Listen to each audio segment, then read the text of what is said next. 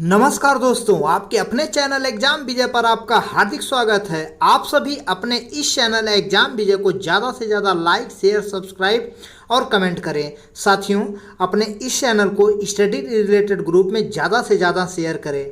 और हम इस लेक्चर के अंत में एक प्रश्न आपसे पूछेंगे, उसका राइट आंसर कमेंट बॉक्स में ज़रूर लिखिएगा। और इसके पहले की जितना भी लेक्चर्स हैं उसमें भी हमने लास्ट में आपसे क्वेश्चन पूछा है, उसका भी जवाब देने का प्रयास करिएगा। तो चलिए प्रारंभ करते हैं आपके महत्वपूर्ण प्रश्न को। तो आपका पहला प्रश्न आपके समक्ष है, को नहीं जानत है जग में कपि संकट मोचन नाम तिहारो, प्रस्तुत पंक्तियों में कौन सा छंद है? तो इसमें मत गयंध है। ऑप्शन सी आपका राइट है। जैसा कि ऑप्शन ए है दोहा। तो साथियों, दोहे के विषम चरण जो कि पहला और तीसरा, ये क्या होता है? विषम चरण होता है। इसमें 13 मात्राएं तथा समचरण, दूसरा और चौथे चरण को समचरण कहते हैं। इनमें 11 मात्राएं होती हैं। ऑप्शन बी है हरि गीतिका। तो प्रत्येक चरण में 28 मात्राएं होती हैं और यति 16 और 12 पर होती है। साथियों, यति का मतलब विराम होता है, जहां पे आप विराम लेते हैं उसे ही यति कहते हैं। ऑप्शन डी है आपका रोला। तो प्रत्येक चरण में 24 मात्राएं होती हैं और इसमें यति 11 और 13 पर होती है।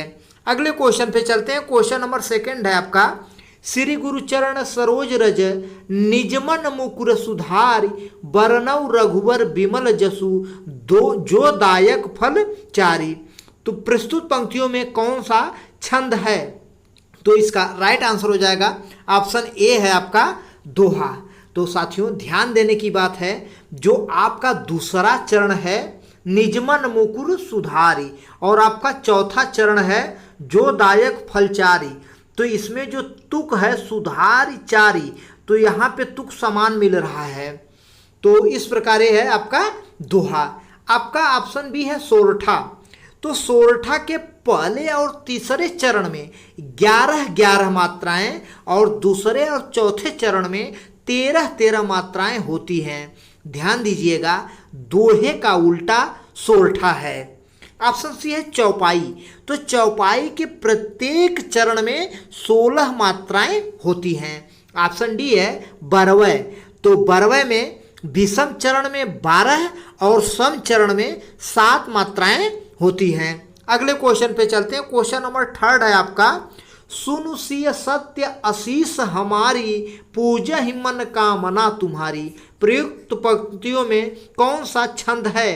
तो ये है आपका चौपाई। ऑप्शन सी आपका राइट आंसर है। और अगले क्वेश्चन पे चलते हैं। क्वेश्चन नंबर 4 है आपका, निराला की कविता जूही की कली उदाहरण है। तो इसका राइट आंसर हो जाएगा आपका बी मुक्तक छंद। क्वेश्चन नंबर 5 है, मात्रा की दृष्टि से दोहा के ठीक विपरीत होता है। तो साथियों, इसका राइट आंसर आप तुरंत टिक करेंगे ऑप्शन ए सोरठा। जैसा कि हमने उपयुक्त बताया था कि दोहे का उल्टा क्या होता है? सोरठा। क्वेश्चन नंबर 6 है, निम्न में कौन सा छंद प्रकार नहीं है? तो दृष्टांत छंद प्रकार नहीं है। Option A right answer. Question number 7 है आपका, अर्ध सम मात्रिक छंद है। तो इसका राइट आंसर हो जाएगा ऑप्शन सी। दोहा क्या है आपका? अर्ध सम मात्रिक छंद है। क्वेश्चन नंबर 8 है आपके समक्ष, मूक होई वाचाल पंगु चढ़ई गिरिवर गहन, जसु कृपा सो दयाल द्रवहु सकल कलिमल दहन। तो प्रस्तुत पंक्तियों में कौन सा छंद है? तो ऑप्शन सी इसका हो जाएगा सोरठा। क्वेश्चन नंबर 9 है, वर्णिक छंद में किसका विचार होता है? तो इसका राइट आंसर हो जाएगा ऑप्शन ए वर्ण का विचार होता है। क्वेश्चन नंबर 10 है, या लकुटी अरु कामरिया पुरराज तिहु पुरको तज डारो में प्रयुक्त छंद है। तो इसमें है आपका सवैया। ऑप्शन बी राइट आंसर है। क्वेश्चन नंबर 11 है, अवधि का निजी छंद है। तो ये है आपका बरवय। ऑप्शन डी राइट आंसर है। क्वेश्चन नंबर 12 है आपका, वाम अंग शिव शोभित शिवा आधार, शरद सुवारिद में जनु तड़ित विहार में प्रयुक्त छंद है? तो इसका राइट आंसर हो जाएगा ऑप्शन ए बरवय। अगले क्वेश्चन पे चलते हैं। क्वेश्चन नंबर 13 है आपका, कहती हुई यो उत्तरा के नेत्र जल से भर गए, हिम के कणों से पूर्ण मानो हो गए पंकज नए, निम्न में प्रयुक्त छंद है? तो ये है आपका हरिगीतिका। ऑप्शन बी राइट आंसर है। क्वेश्चन नंबर 14 है आपका, सब भांति सुशासित हो जहां, समता के सुखकर नियम, बस उसी स्वशासित देश में जागे हे जगदीश हम। उपर्युक्त पंक्तियों में प्रयुक्त छंद है? तो इसका है उल्लाला। ऑप्शन ए राइट आंसर है। अगले क्वेश्चन पे चलते हैं। क्वेश्चन नंबर 15 है आपका, पूछे बिन कोऊ कहूँ, काहू सो न बात करे, देवता से बैठे सब साधि साधि मौन है, निम्न में प्रयुक्त छंद है? तो इसमें है आपका कवित्त। ऑप्शन बी आपका राइट आंसर है। क्वेश्चन नंबर 16 है आपके समक्ष, बड़ा कि छोटा कुम काम कीजिए, परंतु पूर्वा पर सोच लीजिए, निम्न में प्रयुक्त छंद है?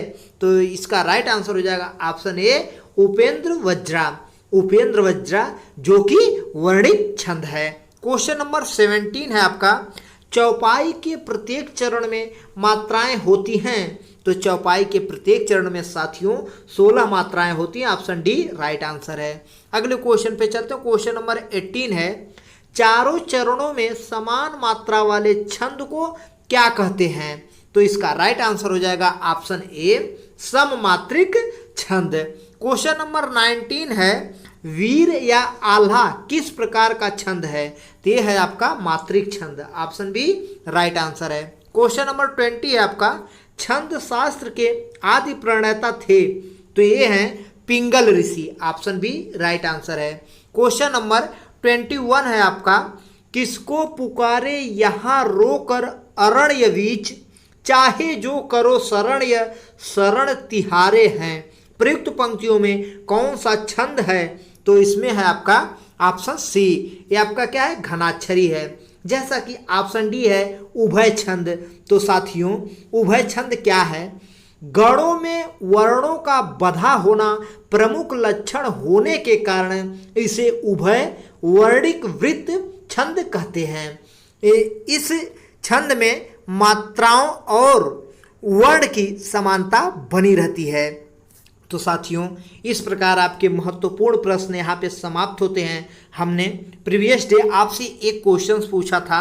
क्वेश्चन ये था कि चौपाई के प्रत्येक चरण में कितनी मात्राएं होती हैं? तो इसका राइट आंसर है ऑप्शन ए 16 मात्राएं होती हैं। आपसे पुनः विनम्र निवेदन है, आप अपने इस चैनल एग्जाम विजय को ज़्यादा से ज़्यादा लाइक शेयर सब्सक्राइब और कमेंट करें। साथ ही साथ स्टडी रिलेटेड ग्रुप में ज़्यादा से ज़्यादा शेयर करें और अपने जितने भी आपके रिश्तेदार भाई बहन पढ़ने वाले जो हैं उनको इस चैनल से ज़्यादा जोड़ें।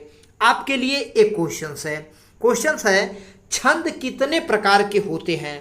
इसका राइट आंसर कमेंट बॉक्स में ज़रूर लिखिएगा। जय हिंद दोस्तों।